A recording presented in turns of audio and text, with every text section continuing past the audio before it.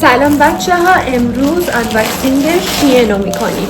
چیزایی که من از شین خریدم و چون که مامان جون خیلی علاقه داره توشو باز کرده. من رسیدم خونه، حالا میخوام خریدامو تمام کنم که شما هم ببینینش. بچه ها من اینو XS میخواستم سفارش بدم ولی دو دل بودم که من S هم یا XS هم. خب گفته بودم که 30 کیلو لاغر کردم و نمیدونستم که چی سفارش بدم. حالا این S اومده و به من بزرگه، من باید پسش بدم، یه نفر دیگه توش جا میشه. قشنگ خوشگله ولی یه ذره بزرگه، یه ذره که چرت کنم، خیلی بزرگه.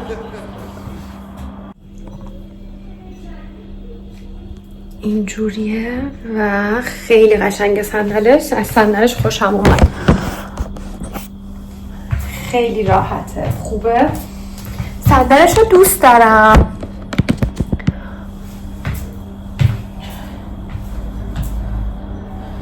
اینطوریه، خوشگله. صندلش خیلی راحت و خوشگله. برای اینکه من 37 سفارش داده بودم یه ذره به هم بزرگه.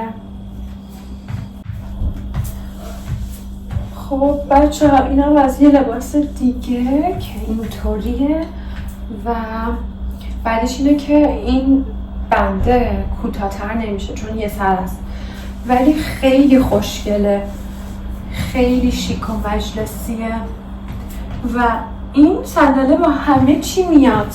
ولی خب تابستونیه. توی کامنت ها بهم بگید که از چه لباسی بیشتر خوشتون اومده. خوبه اینو XS گرفتم چون که واقعا گشاد میزنه، یعنی جذبه ولی خب کشم میاد. جنسش خیلی باحاله، از این استرجاست که اینجوری کش میاد.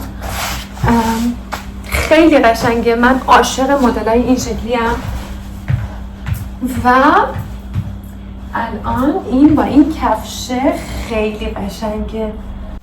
خب بچه ها این از خریدای من بود از شین.